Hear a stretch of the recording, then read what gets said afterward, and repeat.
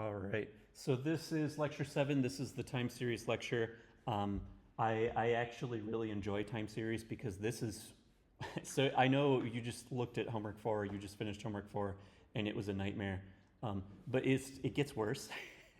And when I say that, I mean time series makes things more complicated. So this homework isn't worse. The lecture isn't worse. But it's not just spatial pre-processing that we need to think about. It's also temporal pre-processing, and that's what we're going to see a lot of today.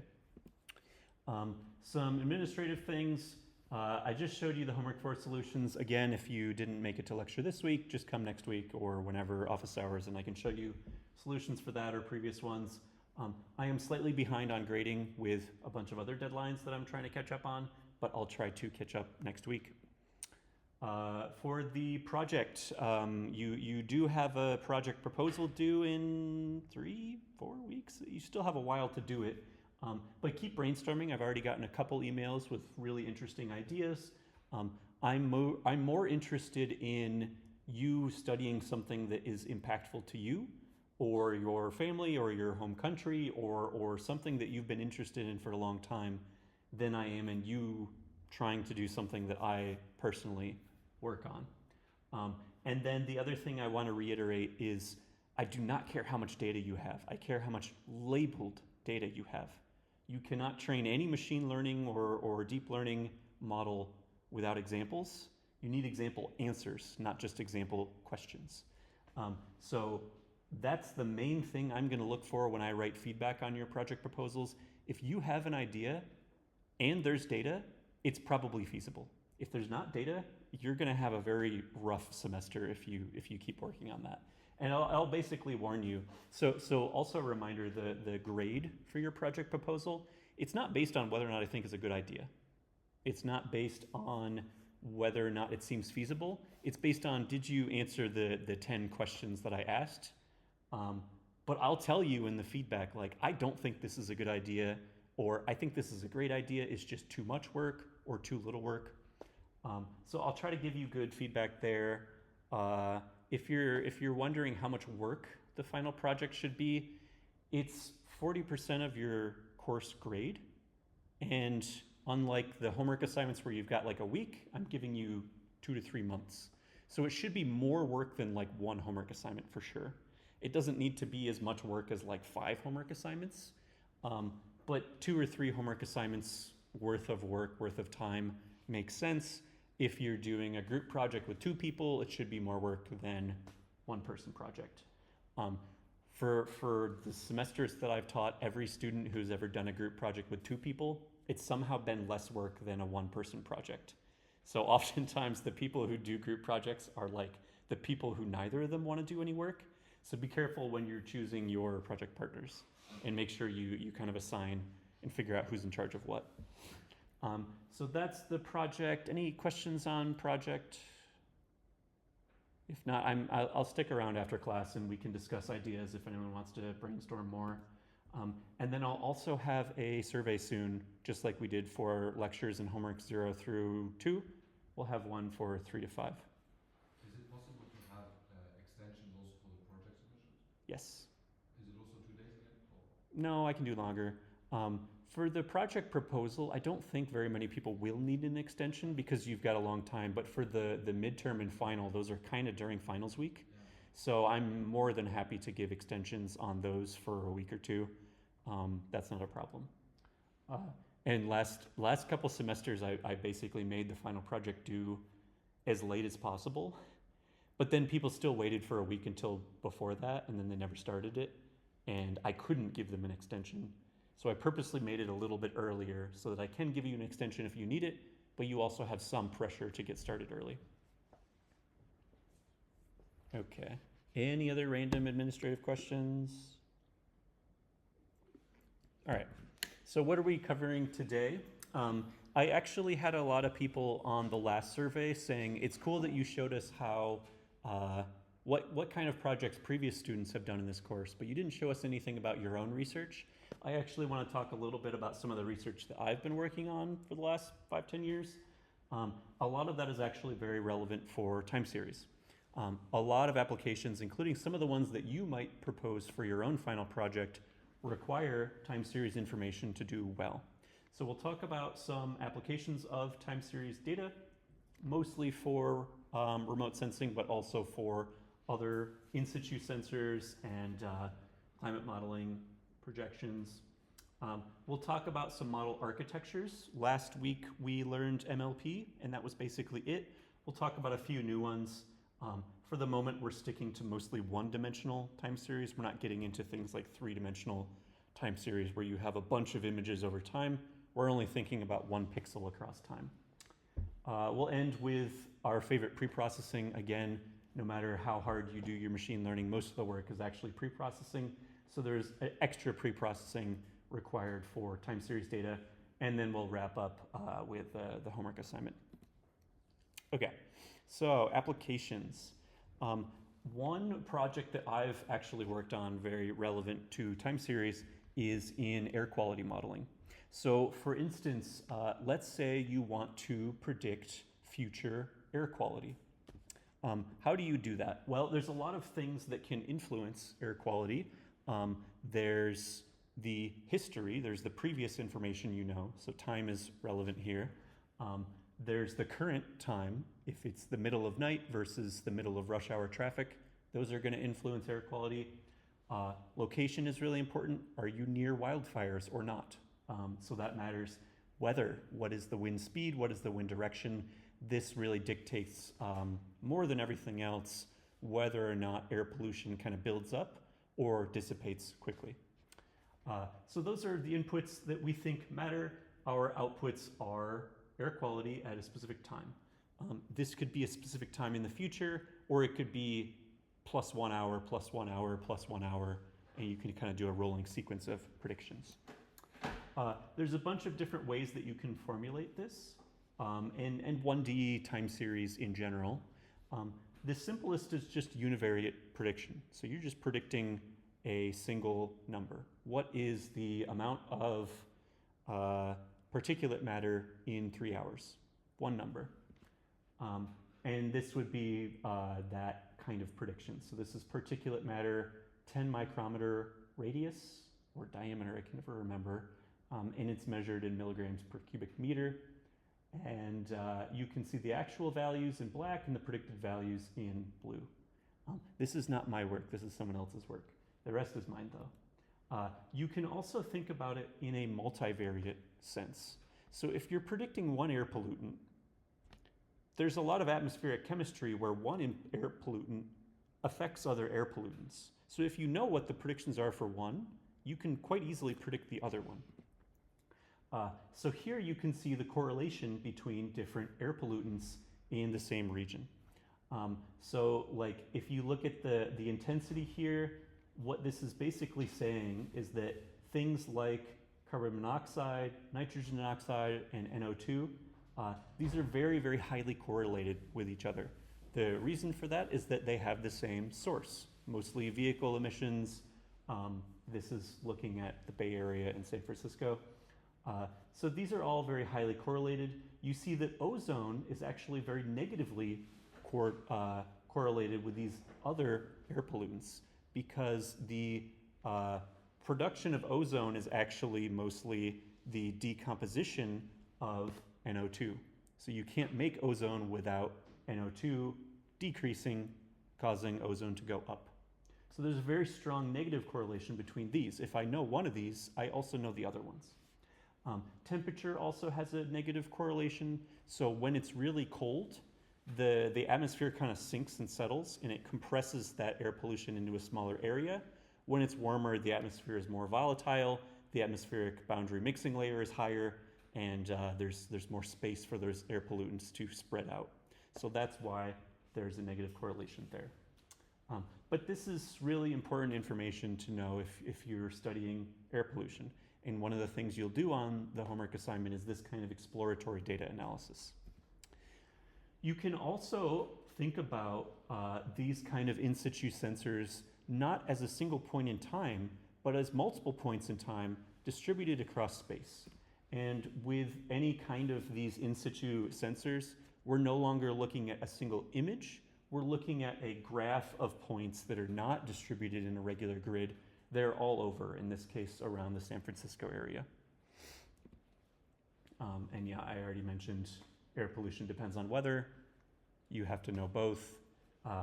You can think of it across time, you can think of it across space, you can think of it across both at the same time.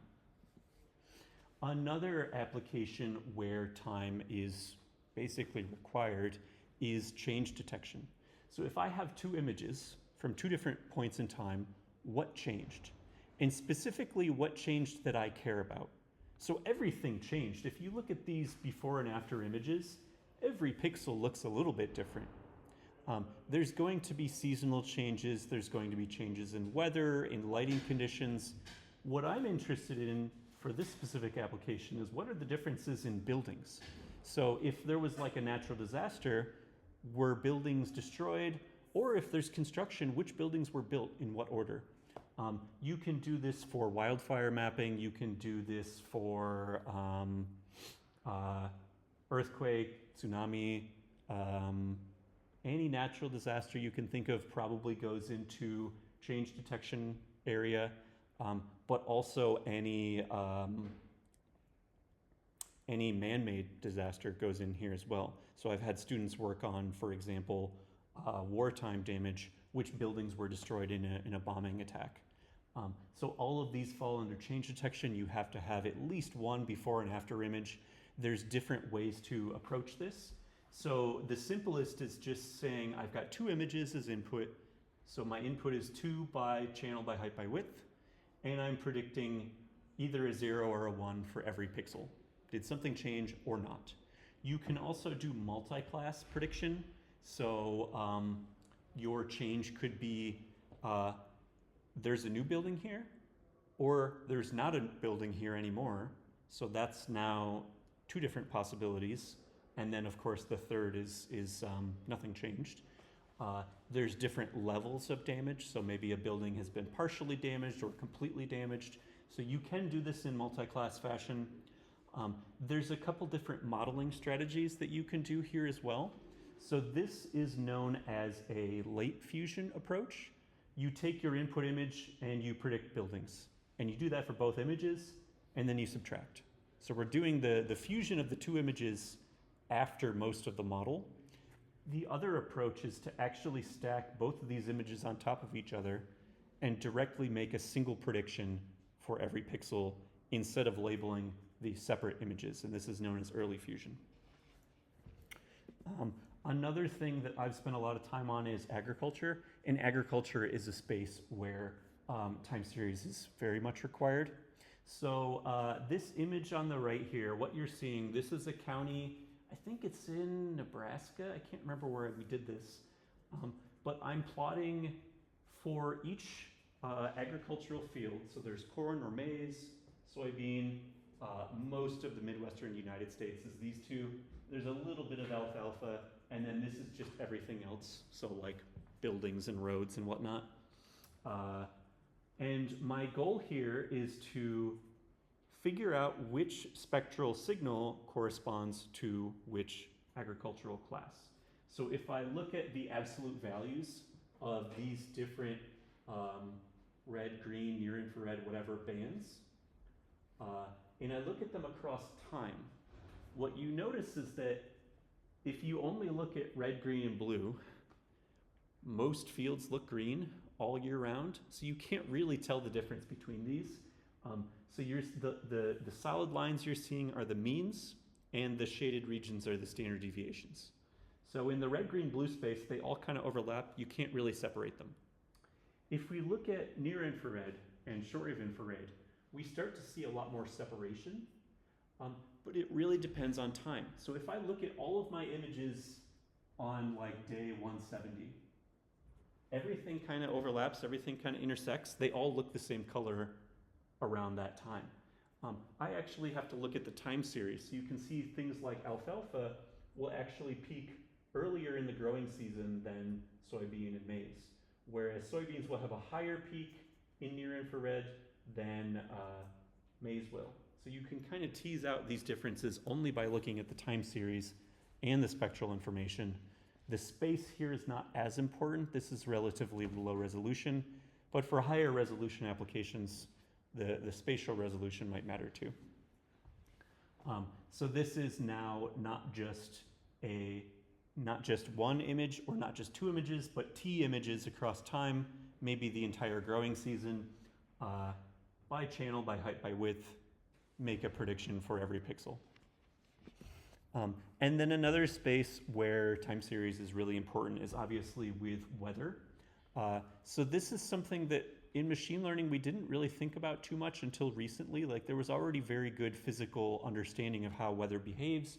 We know the equations, we just have to model them, and we just need a big supercomputer to run them. And then really within the last 4 or 5 years, there was kind of an explosion of research in the machine learning community of how can we do this without a huge supercomputer? Can we train a small neural network, or I guess a big neural network, to approximate the physics that requires a supercomputer to run? So now we're thinking about things across time, across different variables of interest, and across elevation, so the altitude, the location in the atmosphere, space, and X and Y. Yeah, there's been a bunch of research recently, mostly from big tech companies, but also from smaller research institutions like UCLA, and they build these gigantic models that look like this. So here we're actually doing a graph neural network. So we're, because the Earth has this non-uniform grid around it, because pixels near the equator are much larger than pixels near the poles, you need something to account for that, otherwise you're overestimating things near the poles. So these people used a graph-based approach, but there's many other approaches out there with different models that we'll talk about today. And then there's many more. This is just the output of ChatGPT. If I ask it what is satellite image time series useful for, it tells me all of these different things. And most students within the course have done 6 or 7 of these applications before. Things like glacier monitoring, wildfire detection. We've got people in the lab doing coastline change, coastline erosion, coral reef monitoring. I showed you a little bit of pollution monitoring. We've had students work on conflict zones and mining as well. So there's a lot of applications here that are worth thinking about. Time series is harder than non-time series, but it's also much more powerful, and you can do a lot of cool things that you can't do without time series.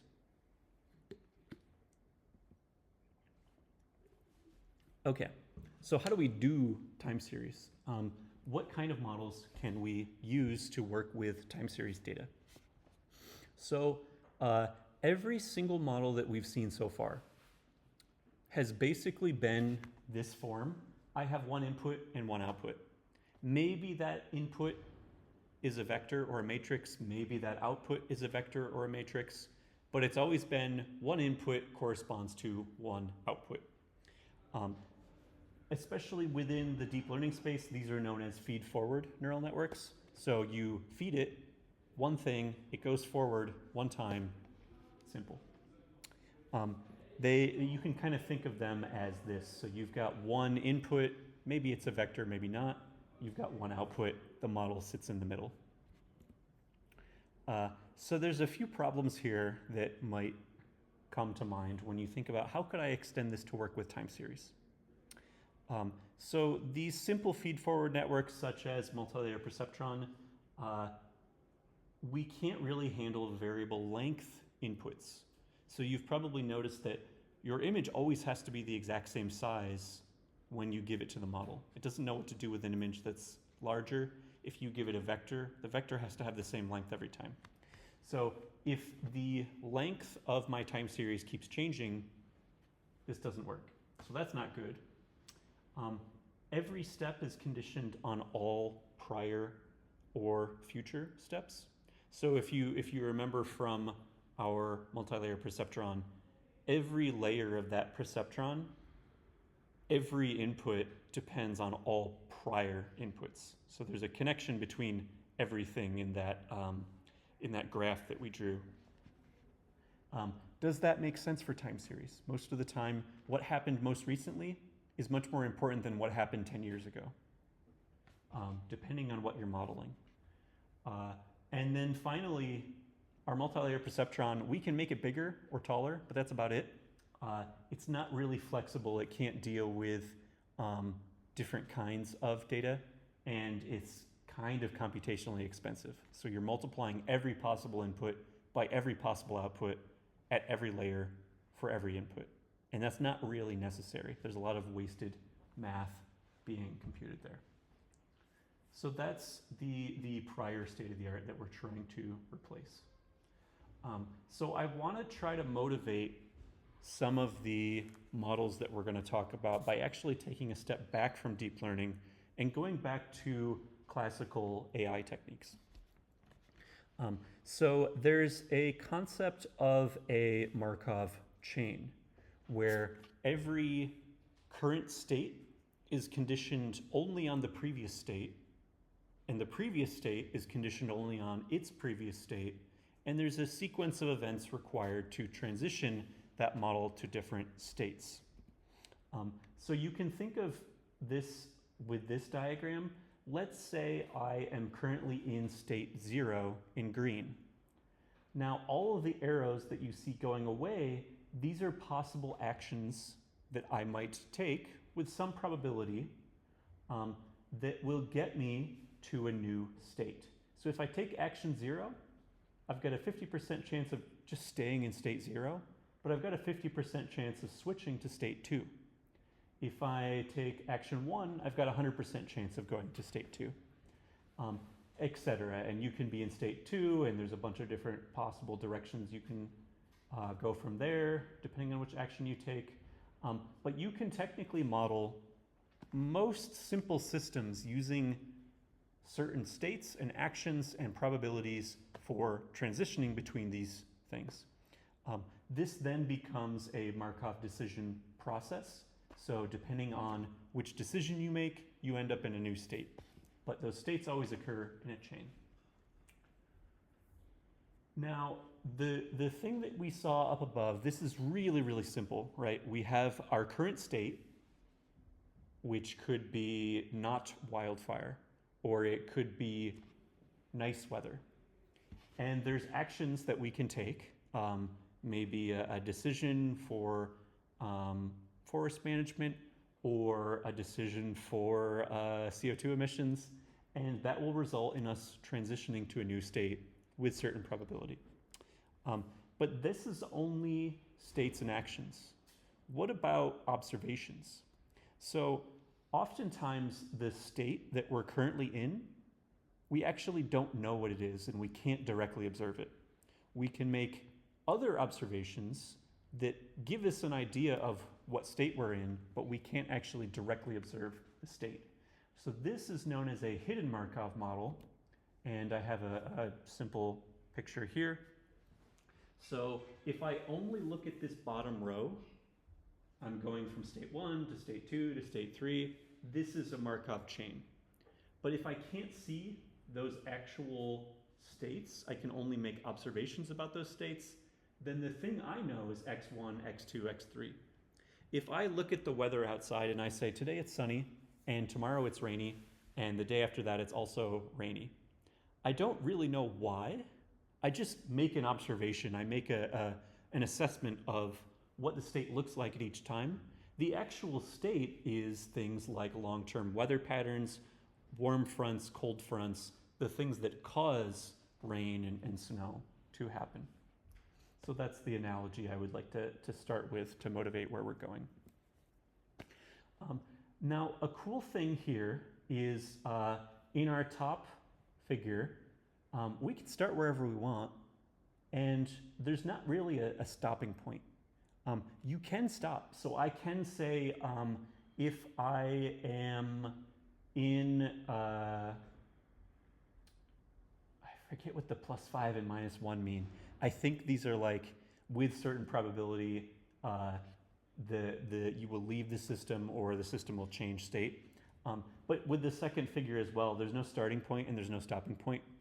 means you can go forever as long as you want to. So this is cool because we can handle long sequences. It's really thinking about time the way you should. It should be sequential. Time is unidirectional. You can't think about, oh, but a year from now, I'm going to be doing this, therefore I should do this to get there. You never really know what's going to happen in the future. You only know what the past is and what the present is. So this is much closer to the time series we want to work with compared to the things we saw last week and previous weeks. This is a quick example. I kind of already mentioned this, but let's say we make observations about whether it's either rainy or sunny, and we can basically keep track of all of the transitions that we've made historically. We can say, if today was sunny, 70% of the time tomorrow will be sunny. If today was sunny, 30% of the time it will be rainy tomorrow, and same for rainy. And we can build our own diagram that tells us with a certain probability if it's currently this weather, it's going to stay this weather, or it's going to change weather. This is very simple. There's only 2 states and basically no actions, but you can make this more complicated if you want to pretty easily. So that's our Markov decision process. There's no decisions that we make here, but you can get there. Now, if I want to go all the way to a hidden Markov model where now there's hidden states, not just observations, let's do another example. Let's say we are trying to sell ice cream. If it's hot and sunny, people like to buy ice cream. If it's cold and rainy, not so much. We actually don't know what the weather is. Maybe we are locked inside of our ice cream store and they don't let us leave, so we can't look outside. But we can see how many people are buying ice cream, and we can infer this hidden state of weather by using our ice cream sales. So now we have certain observed variables, whether people are buying ice cream versus hot soup, and we know the probabilities based on the weather. That's our hidden variable. So you can also go to plenty of things in earth science the same way. You can't see underground, so you don't really know what the state of the Earth's mantle is, but maybe that's influencing earthquakes, and your observations are your earthquakes.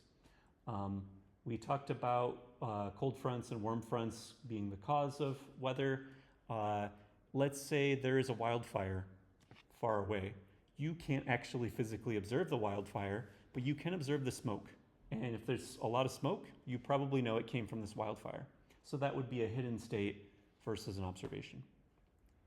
Okay, so we've kind of transitioned from simple Markov chains, which were basically this thing on the bottom where one state leads to another state, not deterministically, with a little bit of probability. We added our Markov model, which is this thing at the top where certain actions can result in new states. We added probability for those actions, so we have a Markov decision process, and then we trained a hidden Markov model to make predictions on this. So this is like the classical AI approach. You're not really learning anything. There's no gradient descent, but you are looking at historical data to influence basically how you calculate those probabilities. So let's get back to deep learning. Can we do something similar to what we just did, where we have hidden states, observations, and transition probabilities, but can we learn these things in a deep learning fashion? So how do we learn the transition probabilities? How do we do this for regression? Previously, we've only been thinking about classification, where you go from one state to another. If we're trying to predict temperature, it's not just cold or hot. There's a lot of numbers in the middle. So how do we do regression? And what if we have other inputs and observations? What if it's not just one observation, it's 10 observations? So how can we add all of these things into our hidden Markov model and learn it? So this is a broad family of neural networks known as recurrent neural networks. They generally have a form like this. So, and this should look familiar to you. H, my hidden state, is dependent on ht minus 1, the previous hidden state, based on some input x and some parameters w. So that's our hidden state being transitioned across time. And then our observation, y, is conditioned on that hidden state. And that's it. It's not conditioned on x, it's not conditioned on the previous hidden state. The current hidden state is conditioned on the previous hidden state. So this is identical to the hidden Markov model that we saw earlier. This is the same as this thing on the bottom here. So my current state depends only on my previous hidden state. My current observation depends only on my current state.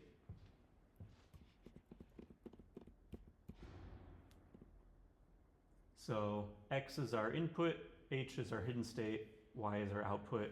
Now, importantly, this w, this is actually our transition probabilities. These are shared.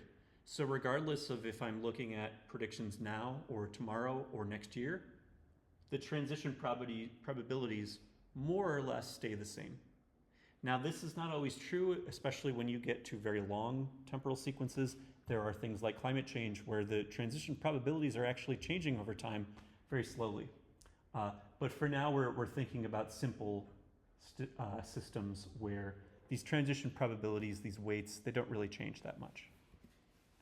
And compared to the model we saw earlier with multi-layer perceptron, where there was one input, one model, and one output, we changed things slightly where our model in green not only takes our x as input, but also the previous state of the model as input. Now, obviously, you need to unroll this. You need to start somewhere. So you might start with the previous state is 0, or some random number, I don't care. But eventually, you are making predictions based on the previous hidden state in green and your observation, your inputs x, and those influence your predictions y in blue. That's your observation. And if I unroll it, it looks like that. Same thing though.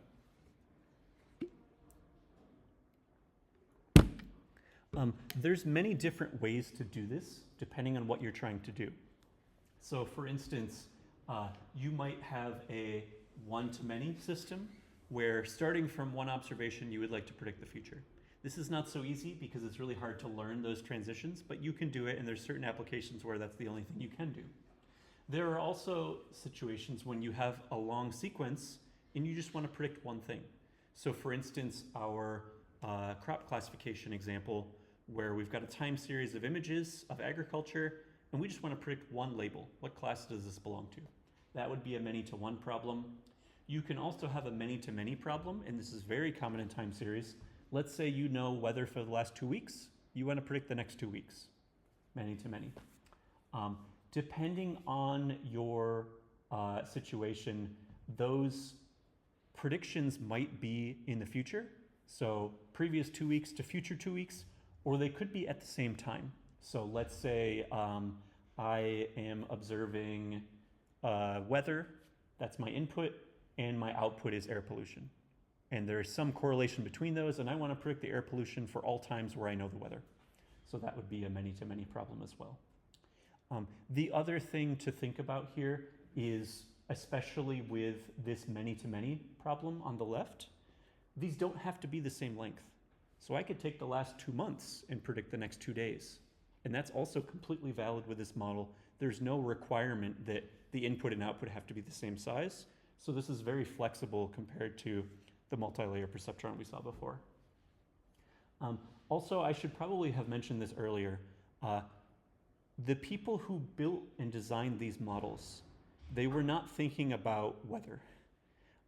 Historically, most of the research on time series has been for two things: audio processing and text data. So these have many of the exact same conditions. If I'm speaking to you or writing a sentence to you, that sentence is going to have variable length, and there's an order to it. I can't just reverse it and it has the same meaning. That's not how language works. So it's ordered, it has variable length, it is a time series, even though time isn't really a component for writing. So many of these models are designed for things like language translation. If I want to translate a sentence in English to a sentence in German, I need a many-to-many model. They might not be the same length. One sentence may have more or less words than the other. So this is important to mention. A lot of these are kind of influenced by time series modeling, but they're really designed more for language and audio, and we're starting to repurpose them back to time series. Okay, so back to recurrent neural networks. We saw this general form. We've got a hidden state based on the previous hidden state. We've got an observation based on the hidden state. Yes, so our f and our g, those are our functions. Those are parameterized. Those are independent of time. F and g can be any function you want. And this is where the deep learning comes in. We could use a neural network as these functions. We could use a linear layer or various other layers. As long as we can run it multiple times in a sequence, it's a time series model. There's a few generations of models that were developed. Really, the first recurrent neural networks were things like Elman networks around 1990, where now our function is some sort of nonlinear activation function, this sigmoid, and some matrix multiplications. So that's exactly what I'm saying. You take your MLP, you take your perceptron, you run it a bunch of times on a sequence. Now you have a recurrent neural network. W and U are parameters, B is our bias. W and U are weights, B is bias, they're both parameters. We've got our activation functions. Historically, these typically were things like tanh and sigmoid that we saw last week. Around the same time, actually a little bit earlier, there was another researcher working on something very similar, and you can see how close the math was. It's really the same idea. We have a hidden state based on our input x and our previous state st. We have our yt prediction, and then here there's actually kind of two hidden states, and that's really the only difference between these two. So it's an additional context or state vector s, and that is dependent on our previous output y. So now our new state not only depends on the previous state, but on the previous observation. That's the only difference here. Now, all of these early, simple, recurrent neural networks had the exact same problem. You see two things very frequently. If I run this model over and over and over again, I'm doing two things over and over, addition and multiplication. What happens if I multiply a bunch of small numbers? Yep, vanishing gradient. So we have this vanishing gradient problem. Again, everything we try to do, our gradients keep getting smaller. What happens when we add a bunch of numbers forever? Exploding problem. So they just keep getting bigger forever, and there's no way to decrease them. So those two things really plagued these early models. Cool idea, doesn't work. What do we do? How do we solve this? This is also a graphical representation of the same thing. So here we have our input x, we have our previous hidden state. These both go into a tanh after some addition, matrix multiplication, and then a new model predicts the new observation. I think that should actually be y and not h. But this is a basic pictorial representation of the same math. Okay. So the first thing that people came up with is we want to be able to keep track of not just the previous state, but we want to be able to look back further. So we want something like memory. We want long-term memory. We also want to be able to forget things so that our gradients don't explode. So we have short-term memory. And if we keep track of both of these things, we can avoid both the vanishing and exploding gradient problems. And now all of a sudden, whereas previous models were limited to 10 or 20 iterations, now we can go for thousands of steps without exploding or vanishing. Now we have stability in our model. So what does this look like? And this should be disgusting and overwhelming. There's a bunch of different things here. We have a ton of layers, but they're all more or less the same. So we have a bunch of activation functions. In this case, we have sigmoids, TNHs, and sometimes identity functions, but these are all the activation functions we've seen before.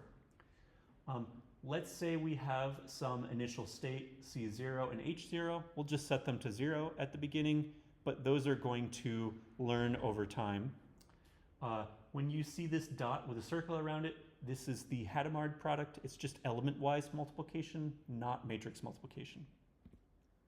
And then this is kind of the analogy that you can think of for each layer in this model.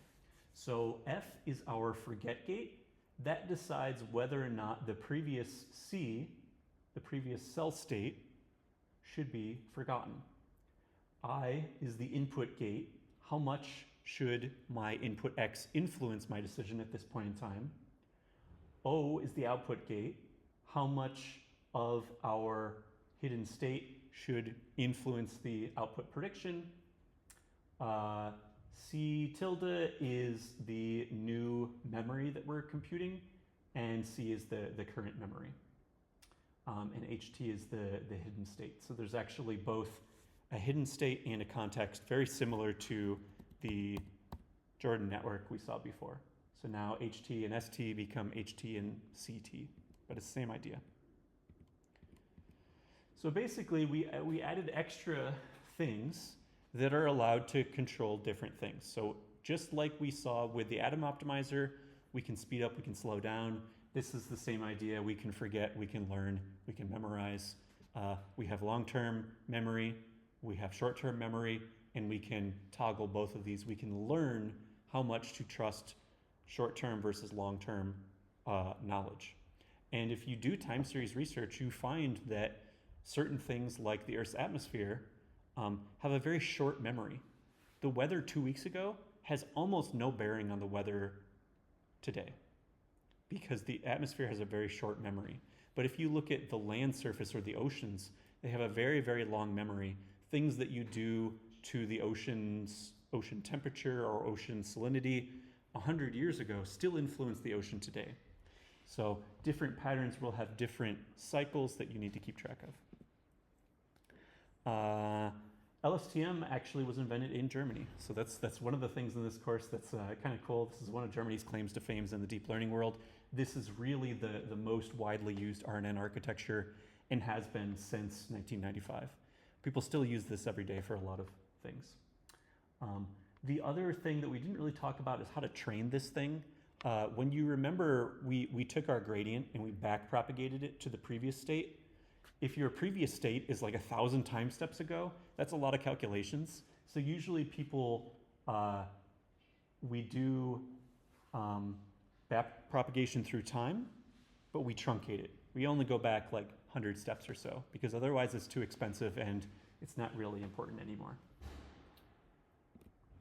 And this is a visualization of the same thing, if that makes any sense to you. So we've got multiplications, we've got additions, we've got tanh, we've got sigmoid, and then all of these things combine to make a new prediction. After people developed LSTM, other researchers said, well, this is so complicated. Does it need to be this complicated, or can we make it simpler? Would simplicity help improve modeling performance? And actually, after LSTM came this gated recurrent unit, which is actually simpler than LSTM and is kind of in the middle between the classical Elman style or Jordan style networks and the modern LSTM. So now we only have 4 instead of like 6. Again, we've got our logistic function, tanh. We only have one initial state. That's our multiplication. We have an update gate, Z, a reset gate, R, a candidate activation, H hat, and a new hidden state, H. And that's basically it. So you can include some of your previous state or forget some of your previous state. You have memory and state, and that's it. And this was in 2014. It's usually similar performance to LSTM, but it's a lot simpler. I've seen Basically, if I had to put a guesstimate on performance, I would say it gets like 90% of the same performance for like half the price. So it's much faster, much simpler. You can train it really quickly. LSTM usually does a little bit better because it has the ability to learn more things, but GRU is much simpler and easier to train. There's a bunch of variations on both of these that we don't have time to talk about. You don't have to have one RNN. You can have multiple RNNs on top of each other. So one hidden state influences another hidden state, influences another hidden state, all the way up until one final layer. Just like we saw with multi-layer perceptron, if you add more layers, you can model more complex things. You can do the same thing with RNNs. And then for certain applications where you actually do know both the past and the future, such as language translation, you can see the whole sentence. It's not like you're trying to translate at the same time that someone's speaking. The whole book is already written. If you take advantage of future and past information with a bidirectional RNN, you get much better results. So it really depends on your application. Most of the time series stuff we do in this course, we can't see the future, so bidirectional RNNs aren't useful to us, but stacked RNNs are definitely useful if you want more complex models that can learn more complex processes. And then this is the visualization of the same thing. The math is on the side. Okay, so those were recurrent neural networks. They're super flexible. You can do any length of time. They're a little tricky to train. You have to do extra things to be careful that they don't explode or vanish, but they work okay. That is not the only way to handle time series data.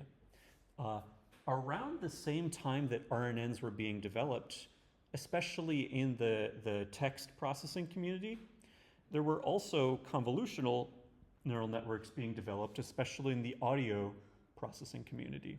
So convolutions, the mathematical operation, these have always been common in signal processing and also image processing, and we'll see that next week. But you can use these for a very similar thing. The other problem with RNNs is you can't do them in parallel. You have to do one at a time, so it's kind of slow to do it. So how can we do this? We can take the idea of convolutions from signal processing, and I haven't used this word yet, but there's this idea of translational invariance that's really important. Let me see if I can, oh, this is cool. Let me scroll way back to here. If I look at my agriculture, this is the color of agricultural fields over time, and I have the day of year here. This day of year is not really certain, right? Like if it's a really cold spring and I plant my crops 2 weeks later, this whole thing shifts. It translates across time. We want a model that can still detect this, regardless of whether or not it's shifted by a couple of weeks. So even though the curve looks different, if you only look at one thing at a time, the shape of the curve is the same. It's just the position that's moved. So we would like a model that is invariant to translation. Our RNNs provide that. Let me just jump back to where we were. Our RNNs provide that because we're starting at hidden state h equals 0. It doesn't really make a difference. And we can run it as many times as we want until it catches up. So convolutions also have the same benefit as RNNs, providing translational invariance. Okay, what is a convolution? This is the mathematical definition, and it's color-coded so you can see what each component means. So let's say I have a signal, an input, G. So this is my time series, G. I have a kernel, which is kind of similar to a weight matrix. It's a thing that I'm learning, a shape that I'm trying to memorize. And the little pink asterisk, that symbol is for convolution. So I can convolve, that's the verb, a kernel with a signal. How to do that? I flip the signal, so now it's minus t. I shift it to the desired time, so that's the shift, t. And I accumulate, so that's the integration, that's the summation. Now, for continuous signals, it's integration. For discrete signals, which is everything we do in this course, it is a summation, but it's the exact same formula. We have our f and our g, and for every sequence, for every time, we do this multiplication and we add up everything. This is probably easier to understand visually. If I have a input g, that's my signal on the bottom. I have a kernel f. I am looking for things that are square shaped. I can slide my signal g across this square, and that's what you see on the bottom here. Depending on how much overlap there is between my triangle and my square, I have a predicted output. Wherever the peak of that is, that's where the most close match I have to my square is. This is convolution. You may also be familiar with cross correlation. This is identical to convolution without a minus sign. So instead of flipping my triangle the other way, I just keep it the same thing. This symbol is also kind of star-shaped, so it's a little confusing. And then if I just take my kernel f and I convolve it with itself, or correlate it with itself, this is called autocorrelation, and it will look like this. So this is quite common if you've ever done any signal processing. I haven't, but this is where this comes from, and we use this a lot with time series data. We can slide a window over it and look for matches to a function. Now, at the moment, I'm just saying I would like to find things that look like a square, some kind of square wave. Let's look for square waves in our signal. That's not useful unless I know I'm looking for a square. I would like to learn this kernel f. I want to know what shape I should be looking for. If I go back to that agriculture thing, what shape of curve matches the crop classes that I care about, then I can slide it over my time series and find a good match. Yeah, so I kind of just said this. Back in the days of signal processing, when people first started doing convolutions, they would handcraft these filters. They're also called kernels. Deep learning says, okay, why don't we just learn it? Then we can deal with any kind of possible input, even without domain expertise, even without a bunch of pre-processing to make certain waveforms have certain shapes. Again, there's a bunch of different ways that you can extend this. You can do multiple filters. So if I'm looking for multiple crop classes, they might have many different kinds of shapes. Even if I'm just looking for one crop class, maybe when maize is experienced to colder conditions, it has a very different growth pattern than when it's warm. So I learn multiple different filters or kernels to look for that match and overlap. Just like we saw with RNNs, if one works well, why not stack them on top of each other and do multiple? So we can learn more complex things. This shape plus this shape equals this shape. Now we look for a new shape up here. We haven't talked about pooling layers yet. We'll talk about those next week. And we've seen linear layers before. They're also called dense layers. That's what we used in our multi-layer perceptron. You can combine those with a convolutional network as well. So here's an example visualization. I've got a 1D signal. I'm looking for certain patterns in this time series. I can have one or more convolution layers with one or more filters and learn a bunch of new outputs. I can do pooling, which is just like taking the average of a bunch of different values.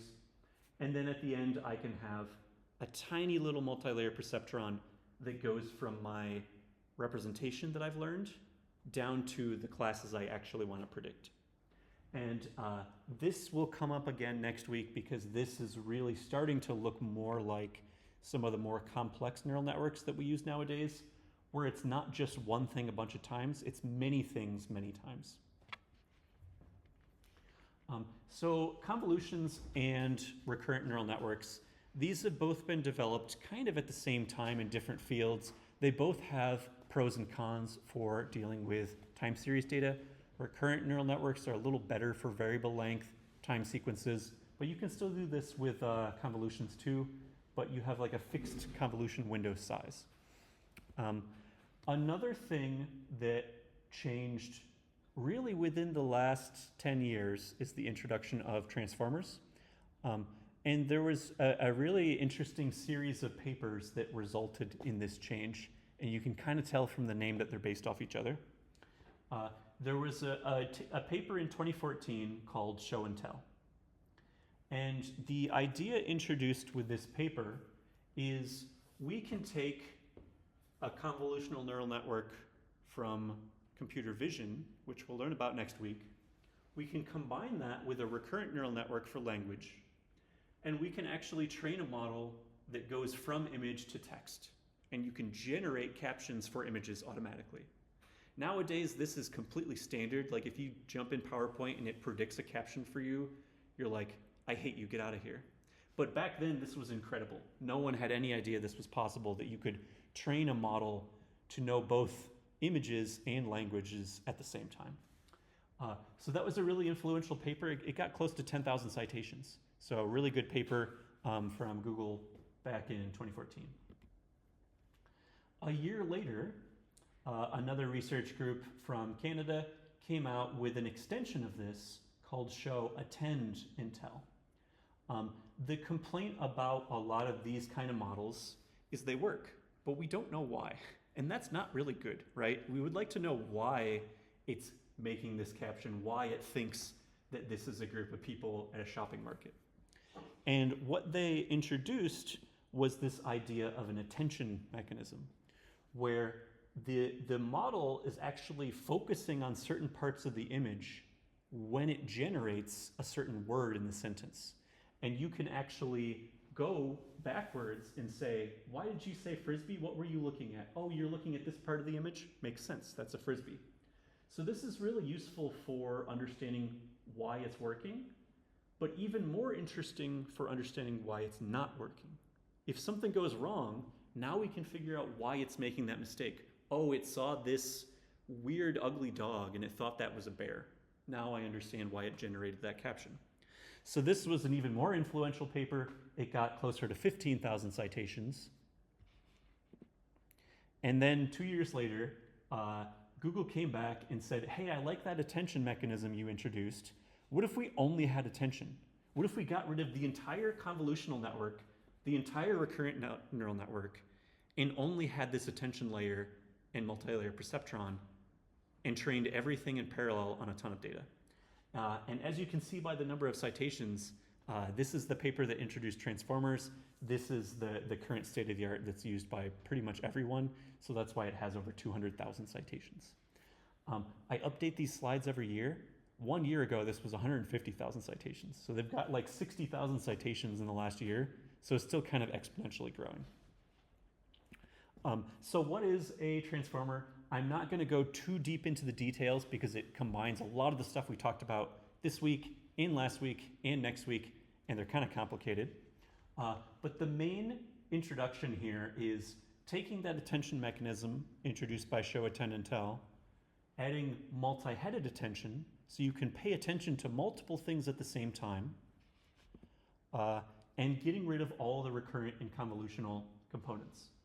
So we had this attention mechanism. We have 3 possible inputs. These are our query, key, and value. We do some matrix multiplication, do a softmax, and then do one last matrix multiplication. The other thing is this works for variable length sequences. We can just chop our long sequence up into a bunch of short sequences. And then we use a positional encoding to tell us where it came from. So position 1, position 2, position 3, the first part of the sentence, the second part of the sentence, the third part of the sentence, etc. So especially for things like translation, if I'm trying to translate a sentence from English to German, that's probably easy because it's almost a one-to-one mapping. Like if I just take every word and translate that word to German, it's almost a sentence. Like a German person could figure it out, right? It's like you switch the verb in a specific spot, but otherwise it's the same. That's not true for every language. So for example, if you switch to Japanese, it's a completely opposite word order. So it's almost a one-to-one mapping in reverse. the end of the sentence in Japanese is the beginning of the sentence in English. So we can't only pay attention to the previous state, we need to pay attention to distant connections. That's what the attention mechanism is for. This positional encoding that we use to denote where in the sentence this comes from, this actually turns out to be very powerful because you can hack this to do anything you want. If you have something that works for text, where your position encoding is just a location, if I want to use this for images, which we'll see next week, I just replace my position encoding from a 1D position encoding to a 2D position encoding. And now it works for images. If I want to do images and time series, now it's 3D. If I want to do altitude for my weather model, now it's 4D.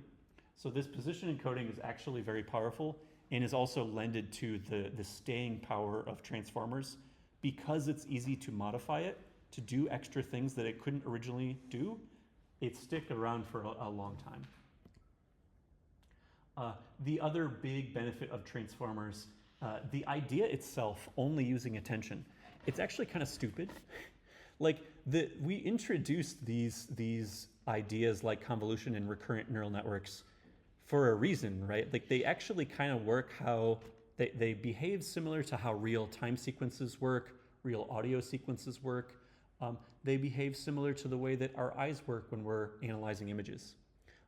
It's not only about attention, it's also about small detailed features, high level features. So we're throwing away a lot of things that could be very beneficial. The reason that transformers work well is not because they're smart, it's because they're fast. And because they're fast, you can train on 10 times as much data and get a better model.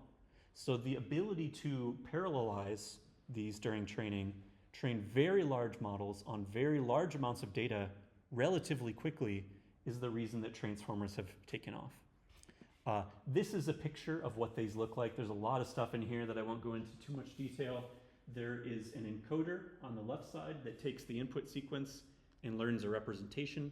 There's a decoder on the right side that goes from our embedding or representation out to a prediction. So that's kind of like the hidden state versus the prediction part. And then inside, all we really have are, this is our positional encoding, our inputs, we might embed them first. We have our multi-headed attention, we've got some matrix multiplication. We'll talk about this arrow on the outside later. This is called a skip connection, we'll see that next week. Feed-forward network, that's our multi-layer perceptron, that's our linear layers. We've got some norms in there, that's our, this is batch normalization, we'll see this next week as well. So there's a lot of complex components in here. You don't need to understand all the details. There's a really good reference in the reading list if you want to understand all the details.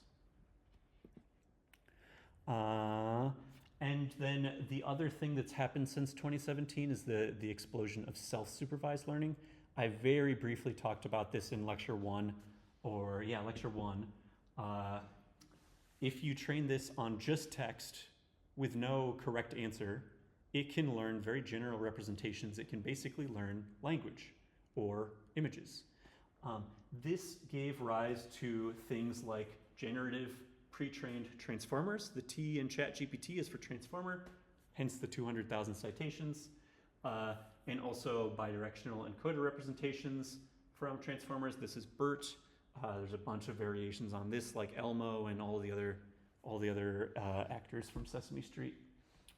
So in language, transformers have been dominant since 2017, and really everything else has been abandoned. In computer vision, transformers took a few years longer, but now they're kind of caught up and they work pretty well. In general, transformers tend to take a little bit more data to do well. So if you don't have very much data, transformers might not actually be as good. And also, although they work very fast in parallel, they also have very high memory requirements. So if you have a very small GPU, transformers might not be for you. But if you've got a lot of data and a lot of compute, this is probably the best thing that you could use, some kind of transformer. Okay, that was all of our models. The other thing I want to spend time on before we run out of time is what unique pre-processing steps we need to do now that we have temporal data. So we talked about this briefly already in the homework 1 and in the pre-processing lecture, but temporal embeddings, some sort of representation of time, is really important, especially in geology and atmosphere and biology. There's a lot of periodic cycles. This is known as phenology. So for example, for trees, they will lose their leaves in the winter. In the spring, they will have flower buds that get pollinated. They will have leaf sprouts that grow and become bigger leaves. Eventually, those leaves will soak up a bunch of sun, soak up a bunch of CO2, help the plant grow. And then in the fall, it will start dropping those leaves for the winter. So there's this kind of cyclic pattern that happens every year. It's not really linear, and it always repeats, and the exact onset might shift a little bit depending on weather, but it's a periodic event that we would like to be able to capture. There's both diurnal or daily patterns and annual or yearly patterns. We saw this with CO2, where there was an annual cycle, but if we look even closer at different times of day, we might see a daily cycle as well. These are mostly influenced by weather, so it is warm during the day and cold at night. It is warm during the summer and cold in the winter. So we expect some cycle for both time scales. This is an example from some of my air pollution research. If you look at ozone, it mostly follows this pattern where it's actually lowest in the early morning, and then during the day it gets higher and higher. Ozone is not directly emitted by vehicles, so it's actually a byproduct of other air pollutants being decomposed. So you have to wait until rush hour comes, and then you've got a bunch of traffic, you've got a bunch of vehicles that emit NO2. That NO2 breaks down into ozone, and so over the day it keeps increasing and increasing until the nighttime, when there's no more input and it starts to slowly dissipate as well. If you look at something like NO2, it looks completely different. There's a big spike during morning rush hour and a big spike during evening rush hour. So you can see a pattern here, but it doesn't always look like a sinusoid. It might look like two sinusoids. This is ozone across the year. So you can see during the first few months of the year when it's really cold, it's actually going to be a higher concentration because it's compressed in a smaller space in the atmosphere. During the summer when it's warm, the atmosphere is more volatile, there's more turnover, and it starts to spread out. But it's not exactly neat or easy. So for, just like we did for homework 1, if you see things that you think are probably going to be cyclic, such as day of year, hour of day, you can use sine and cosine embeddings for these. I told you to do this on homework 1, and you did it because I told you to. I never really explained why we did it. So if I just take, for example, I don't know what the bottom axis is. Always label your axes, by the way. Let's say that this is, I heard someone say something. What is it? Guess. What is time? Which time? Seconds? All right, seconds. Let's say we've got some process in seconds that we're trying to model.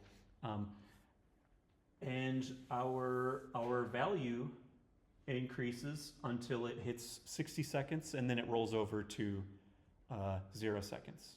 But 0 seconds and 60 seconds are actually the same thing, and 1 second and 59 seconds should be similar, right? We don't expect our trees to explode with leaves one day and then slowly lose them all year and then explode with leaves again. It should happen very slowly, not abruptly. So we want to transform this. This is just raw time in whatever units you want to represent it. Raw time is going to jump. We want to shift it into something more like this. We saw this with a sinusoid. If I just do this with one sinusoid, what you see is that values here and here actually have the same value, and up there it's a completely opposite value. So that's not always true. You actually would prefer to have both. And if you have both sine and cosine, you get to a circle. This is the circle we want. So now there is a smooth transition between, oh, it's hours. Does that make sense? Yeah, that makes sense. Okay, yeah, so it's supposed to be hours. I'll add that in the caption. 24 hours between each of these peak cycles. So we want a smooth transition from hour 1 to, from hour 23 to hour 0, right? Those should be approximately the same.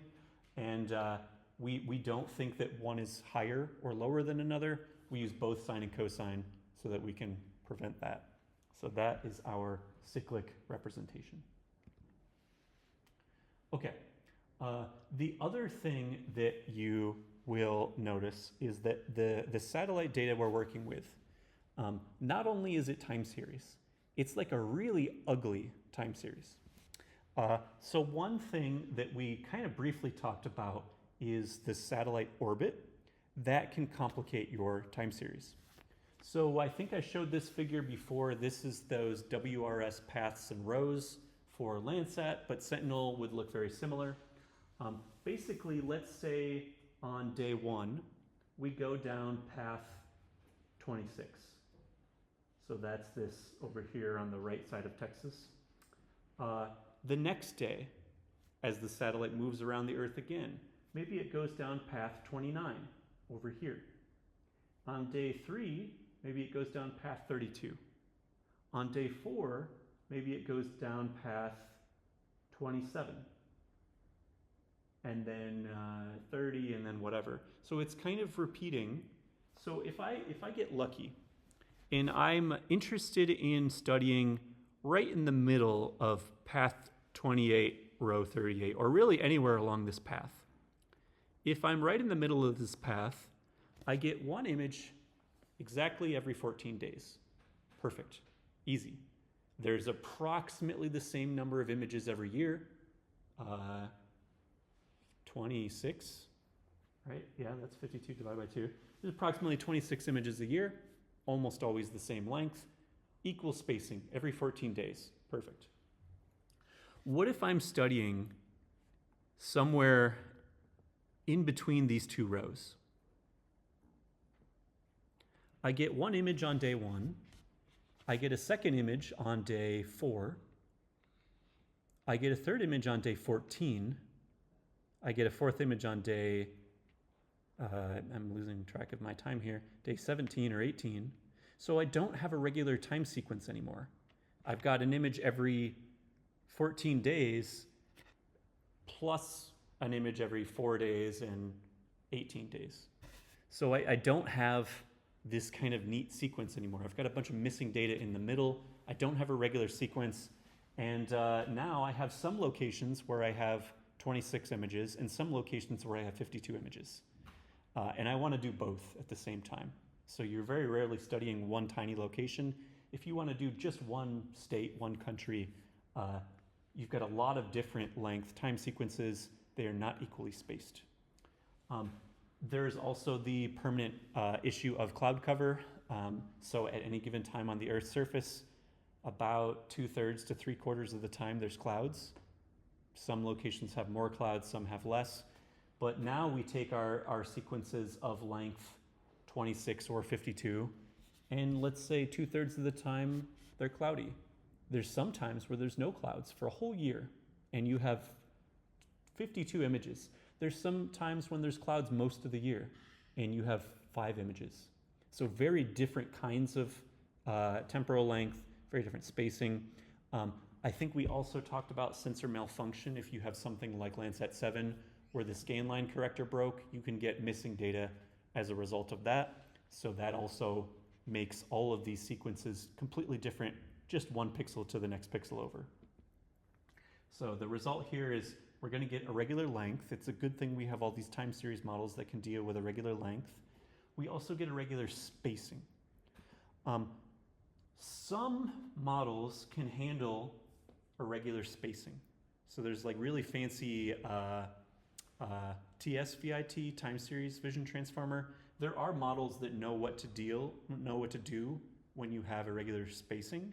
You can just tell it the timestamp and it learns, oh, I just saw an image really recently, or I haven't seen an image in a long time, I'll focus more on this. But most require you to resample it so that you at least have regular spacing, and then they'll handle the irregular length problem. How do we do temporal resampling? You can do downsampling, you can do upsampling, but it's really similar to any interpolation you've ever done in any previous course. You mostly just look at one pixel at a time, and you look at it across multiple times, and then you draw either a straight line or a curved line to fit the missing data. So this is known as data imputation. We are imputing missing values. These could be missing due to satellite orbit, due to clouds, due to sensor malfunction, whatever. So what you see here is 4 different signals. If I accidentally lose a bunch of time in red, what would I replace that with in blue? So one approach is forward filling. This is like the worst possible idea you could do, but it is the simplest thing you could do. You could just take the previous value before you lost information and just draw a straight line to the next time you do have information. And you get images that look like this.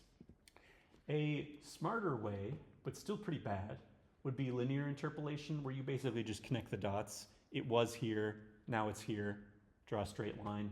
You're losing a lot of information, but it's really hard to predict what's going to happen in the middle without any other knowledge. A much better way to do this is a method like Gaussian processes. And this is actually one of the things coming from classical statistics that you do see being adapted for machine learning and even deep learning nowadays as well. We unfortunately didn't have time to cover Gaussian processes in this course, but this is really, really important for the field of GeoAI. This is also known as kriging after the person who invented it. But basically the idea with Gaussian processes is you fit all of the data, including the locations where you don't know anything, but you don't just predict a line. You predict a mean and a standard deviation. You predict a covariance matrix. And as a result, you not only get a prediction of what you think the missing data is, you get a confidence interval. So you know locations where you're really not confident or locations that you are. So on the top one, it's almost kind of smooth. We don't actually expect that much mistake. On the second one, the sequence is a lot more volatile. We have a prediction, it's probably not very good. There's more uncertainty here. And there's a bunch of other ones that you can do. This is some theta model, I don't even know what it is. This is multiple imputation. I also don't really know what that means. But there's a bunch of different things you can do here. You can even use a time series model to predict the missing data. You probably wouldn't use a time series model to predict data and then another time series model to use the data to train, but you could deal with a model that knows what to do when there are gaps in your data. Okay, so that's what we do for missing data. So we've solved the irregular spacing problem. Now we can deal with big gaps in our data and just kind of fill them with what we think is maybe in the middle. What about the irregular length problem? So we said all of the models we saw today deal with irregular length. You can fit any length you want and put it through a recurrent neural network, a convolutional network, or a transformer. So what's the problem? As we saw last week, we very rarely do true stochastic gradient descent. We don't look at one sample at a time. We look at multiple samples. So if I have a mini batch with multiple time series, and each time series has a different length, what do I do? Our tensor, our array, this has to be rectangular. We can't just have like missing values here. Usually what we do is called padding. We just add zeros or whatever to the end of the sequence to make them all approximately the same length. You can either do this globally, where every single time series in your entire data set is now padded to the same length, and it's no longer variable length, or you can do it dynamically for each mini batch. And that kind of looks like this. Let's say we have a mini batch of the first 3, the next 3, the next 3. I would pad each of these to the length of the maximum within that batch. So I don't have to go all the way to the longest sequence in the entire list. I can do one mini batch at a time, and that's a little bit more efficient. The other thing that you can do, and this is better, and this is more common in language processing, is something called packing, where basically your tensor is no longer 2D, it's 1D. And each value is a pointer to a different tensor that can be any length you want. So you don't need all these zeros. They take up extra space in memory. They take up extra space in matrix multiplication. You can keep them in kind of like a little dictionary-like object and use them more efficiently. So this is preferred, but padding is the quick, easy way to do it. You've already seen this slide before. This is from evaluation lecture 3, I think. So when we're doing time series predictions, if we take our data set and we just randomly split it, you're going to be making a prediction, but you already know the past and the future. That's cheating, right? You can't predict the weather tomorrow if I tell you the weather today and in 2 days. That's too easy. It's much harder to predict the weather directly without any information about the future. So usually when we're dealing with time series data, we want to iterate over it in a sliding window fashion. So all of the previous information can be used to train it, and then we're making predictions for the future. And we gauge the accuracy, we learn the error, the loss, we back propagate the gradient, and we learn. And then we do it again for the next slice. So now we take a little bit more training data, including the true ground truth answers, not the predictions. We train on all that, and then we make predictions for the next future. So for example, that could be train on 1 year, predict the next year, then train on 2 years, predict the next year, then train on 3 years, predict the next answer, whatever you want.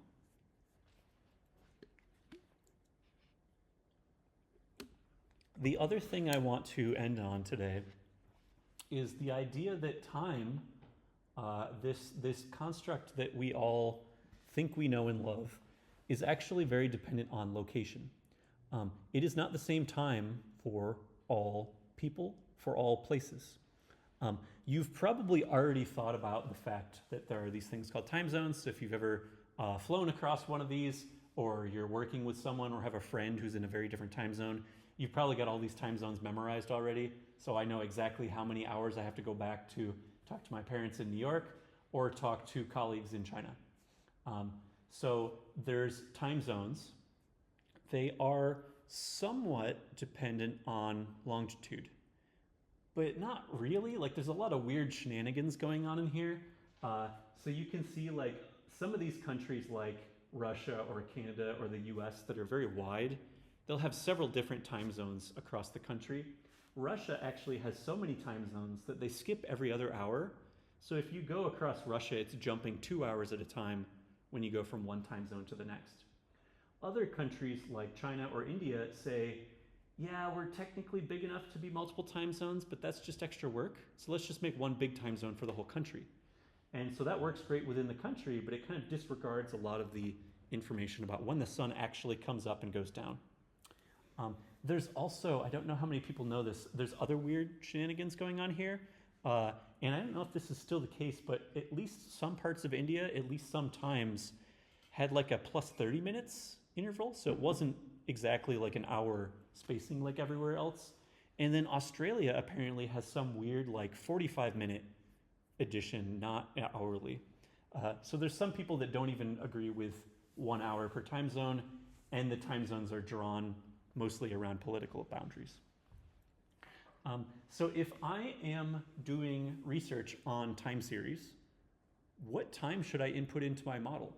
Should I do UTC time, one time for the whole Earth? Or should I do the local time according to my current time zone? We also have this beautiful thing called daylight savings time that messes everything up. If you've never heard of daylight savings time before, it's mostly in Europe and North America. Apparently it used to be common in Asia and South America, but they got rid of it. And then Africa has never really done daylight savings time very much because they don't really need it. It's near the equator. So daylight savings time is some countries, but not others. Europe and the US actually switch daylight savings time different weeks of the year, so that's even more complicated. So you might be looking at a time sequence that goes from from hour 1 to hour 2 to hour 3 back to hour 2, and then it continues forward because you're right on the edge of daylight savings time. So that's not great. But we also don't want to say one random time for the entire Earth. So how do we handle this? These are really important, especially for diurnal patterns, the things that change every day.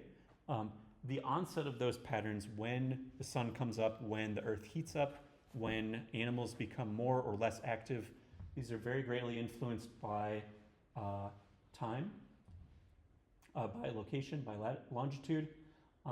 If you are dealing with artificial data, things created by humans, such as air pollution, it's probably going to be pretty tightly correlated to local time, the actual time zone you're in. So if I change time zone or I change for daylight savings time, all of the people who are producing air pollution by driving cars, they're going to shift the time that they drive cars at, and so my cycle is going to shift. If I go a little bit farther west and I go to a different time zone, that whole thing is going to be shifted by 1 hour, not by 1 minute.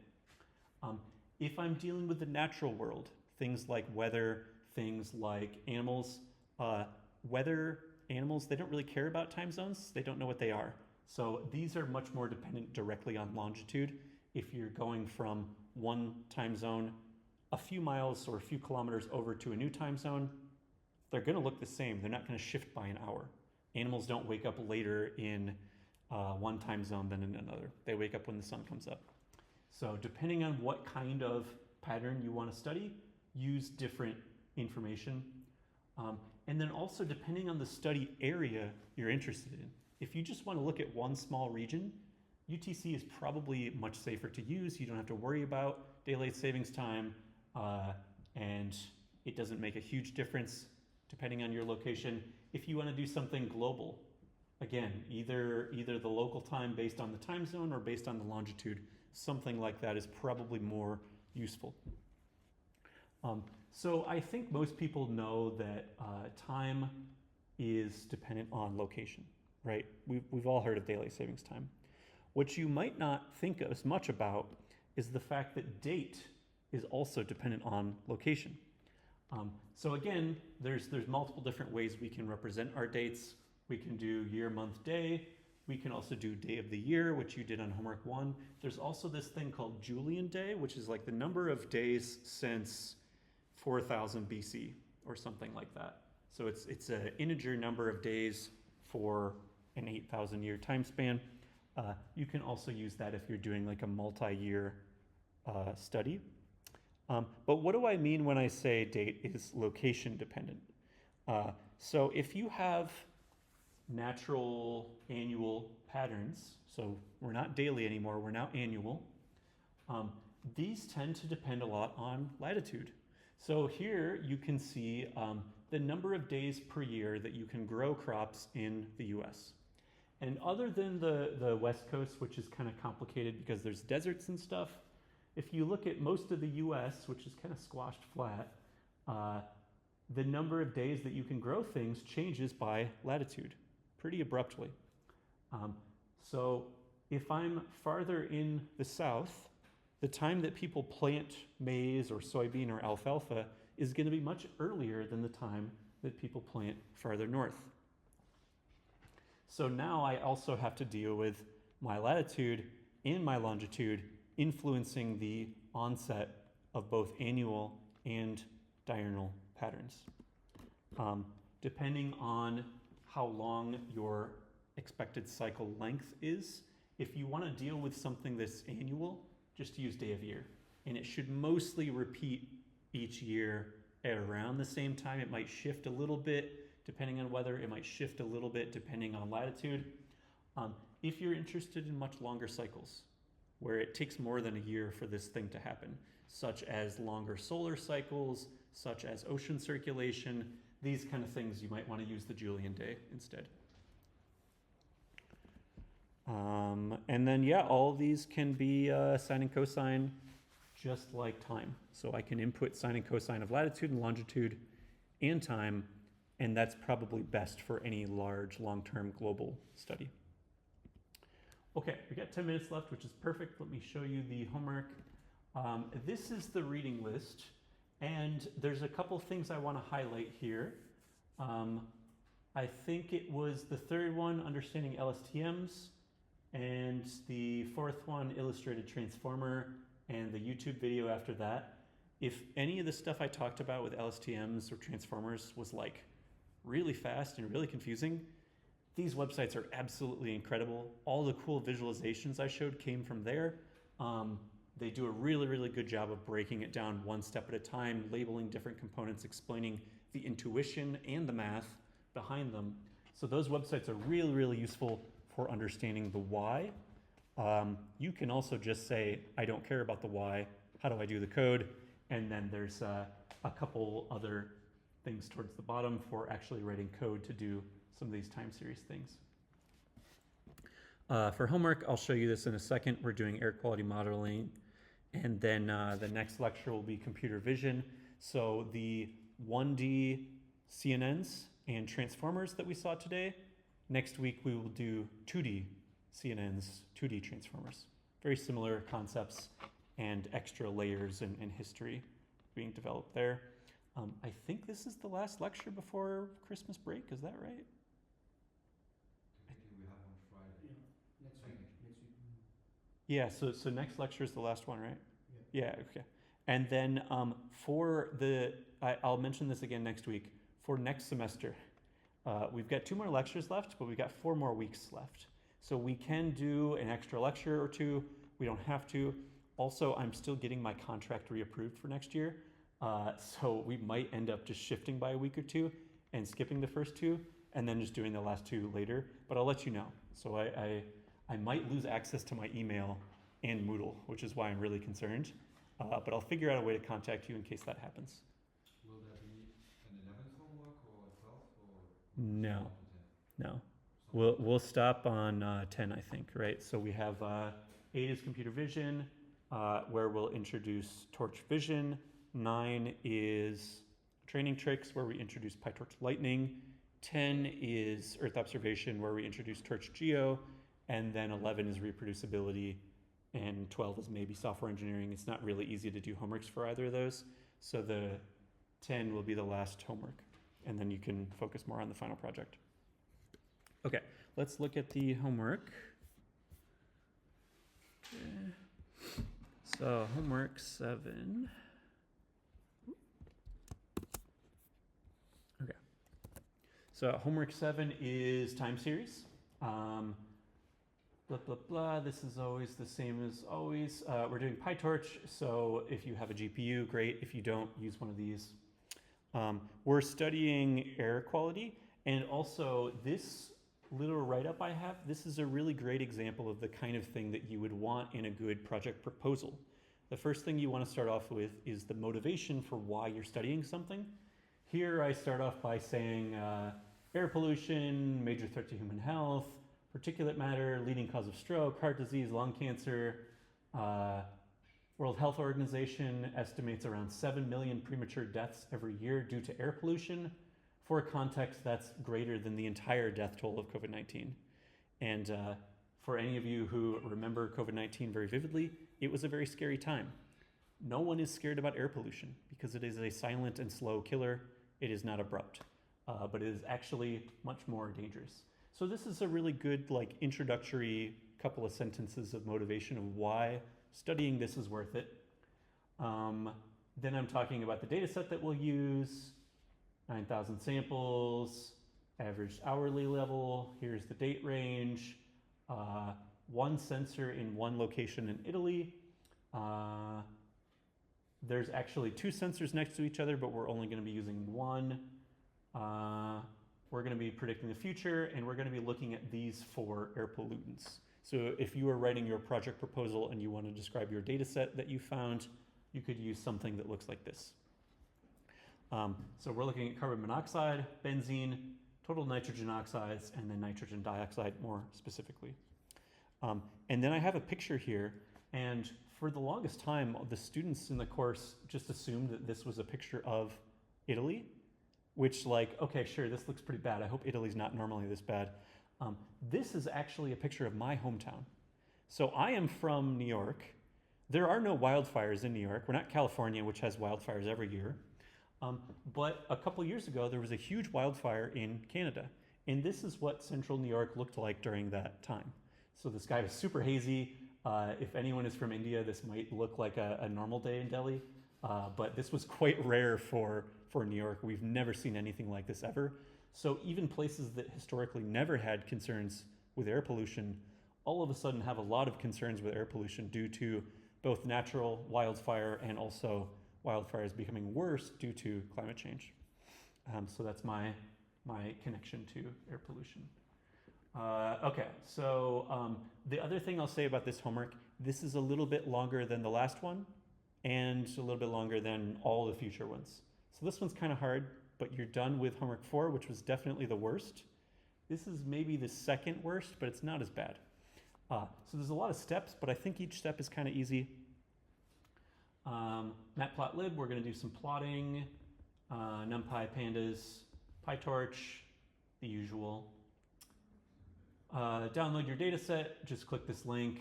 It should be easy to download. Loading the data. We need to create a PyTorch data set, just like you do in homework 6. The data looks quite different. Now it's time series data. Now it's basically a CSV file instead of a bunch of images. But you can still write a PyTorch data set to load this data. Definitely read the dataset documentation. There's a lot of things like weird delimiters and missing values and date formats that are weird in the dataset, so make sure you get those right, and the documentation will help there. The next thing is exploratory data analysis. So we want to visualize the data to see what kind of patterns we would expect. Are there diurnal patterns? Are there annual patterns? What should our model be looking for? So you're going to make 3 plots. One is the sensor value, just the raw intensity of air pollution versus date time. So that's just like just a raw plot of pollution over time. One is sensor reading per hour. So a box plot, just like I showed in lecture. You can see what the mean and standard deviation are and how that changes for different hours. And then same thing for months of the year. So you can kind of see which months have higher or lower values. These should look almost identical to the plots that I showed in lecture. You're going to do those 3 plots for all of these things: temperature, relative humidity, absolute humidity, carbon monoxide, ground truth, benzene, ground truth, nitrogen oxide, ground truth, NO2, ground truth. Hint, a for loop helps here. So you just have to write the code to make those 3 plots, and then you just run it for 7 inputs, and you generate 21 plots in total. But these are relatively simple, I hope. Title, axes, labels, units, those are all useful at those. And then one more plot showing the correlation between different air pollutants, just like the one I showed in lecture for San Francisco. We're going to do it again for Italy. So those are our plots. We also want to do some analysis on those plots. So like what kind of weather variables have annual or diurnal patterns? What about air pollutants? What's the relationship between temperature and relative humidity? Positive correlation, negative correlation, no correlation. And then which air pollutant has the weakest correlation with any of the weather variables? So answer those based on your plots. We haven't done any machine learning yet. Now getting more to the machine learning side, our favorite pre-processing, we're going to do data imputation, just do simple linear interpolation to get rid of all the nans. There's built-in functions in pandas for this. Temporal encodings, sine, cosine, day of year, hour of day. You can copy and paste that from homework 1. This is the data loader. Yep, okay. Oh, this is just like loading the data into pandas. This is loading the data into PyTorch.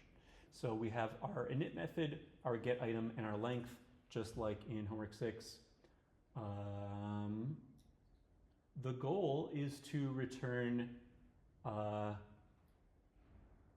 matrices X and Y of this specific shape.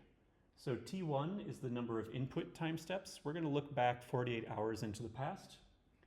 T2 is the number of output time steps. We're trying to make predictions for the next 24 hours based on the previous 48 hours.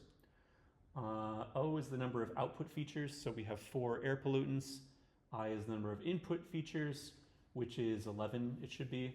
So it's these ones we saw up here, plus the sine and cosine of hour of day, day of year. So that's the 11. So that's what you return for each timestamp. The get item, the index, that's the actual TI, that's the current timestamp, plus or minus 48 hours. We're going to make data loaders for these. Think about whether or not you should be splitting sequentially or randomly, whether or not each mini batch should be randomly shuffled. Model, we're going to just do a simple LSTM model followed by a fully connected linear layer, and that's it. This is a very simple model. It's not going to work very well, but that's okay. As long as you get a model that works, that's fine. Be very careful with your shapes. Whenever I'm making a model that's kind of complicated, I like to use assert statements where I just say assert that the shape at this time should be this shape. And then I run it and it tells me exactly where things went wrong. So then you just have to think about what the shapes are supposed to be after each matrix multiplication. But you can also print the shape, blah, blah, blah. Might need to reshape. Yeah, okay. Use the loss function and optimizer that I recommended last week. We're doing regression, not classification, but otherwise it's mostly the same. Train it, evaluate it. We're just doing train test. We're not doing any hyperparameter tuning. We don't have time for that. And then there's no like goal accuracy to get. This model sucks. It's very small and it doesn't have a good semblance of time. So if you do well, your RMSE, your error, should be less than the standard deviation of the data itself. Like it should be better than random guessing. I struggled to get better than this with just a simple model. So I don't expect anyone to get really good results, but that's okay. If you do try to go and visualize it, you will see it's not just like learning a constant value. It is learning a cycle. It's just there's too much noise in the actual data. Extra credit, do this same steps above for homework 1. Take your Keeling curve, fit an LSTM to it, make predictions. That's it. Again, I think the rest of this homework is long enough that not very many people will get to the extra credit. That's fine. But I do want to have some exposure to RNNs for all of you. Transformers are quite common now, but RNNs are definitely still worth knowing about. Are there any questions on the homework? Yep. Do we still have like the 2 weeks of like Yep. Yep. Yeah. And same for the one next week. So some of these are kind of due during around Christmas time. If you need an extension, let me know. And I'm happy to give more than 2 days extension for those because I'm not going to show you the solutions around Christmas time either. So that's the main reason I want to keep people on track. And then the project proposal is due during the break as well. So feel free to email me with questions. It's just 1 page, but I do want you to spend some time like actually reading papers to see what people have done before, actually looking for real data with labels to see what you can do as well. But don't worry too much about the model. We're still learning more models like time series models. Any other questions? All right, have a good week.